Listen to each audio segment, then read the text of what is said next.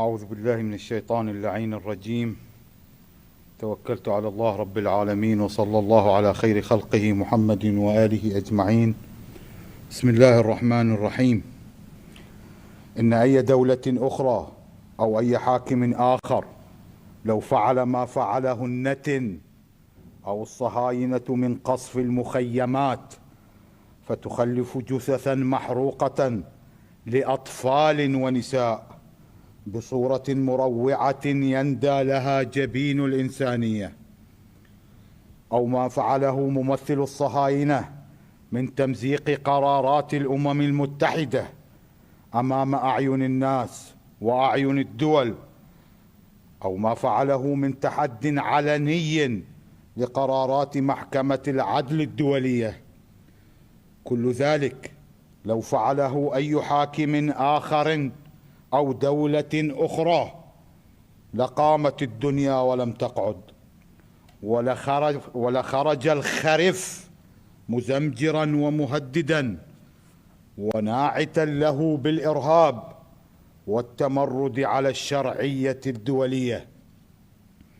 لكن الديمقراطية والحرية الأمريكية وذيولها خداعة وتكيل بمكيالين، فتمنع ذلك على البعض وتبيحه لابنتها المدللة دولة الصهاينة كما يعبرون.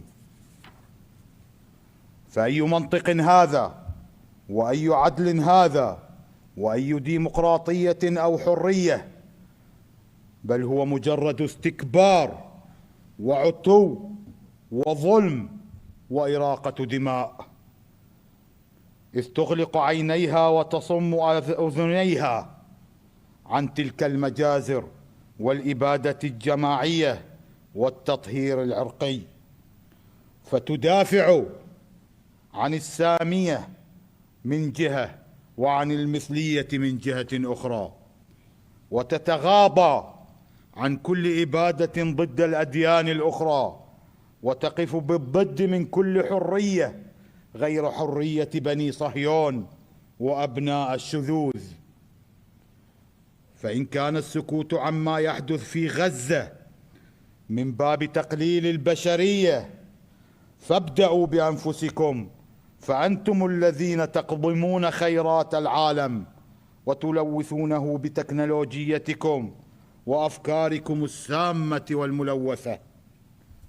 ولا تبدأوا بالفقراء والمستضعفين ممن تعتبرونهم دونكم من دول العالم الثالث.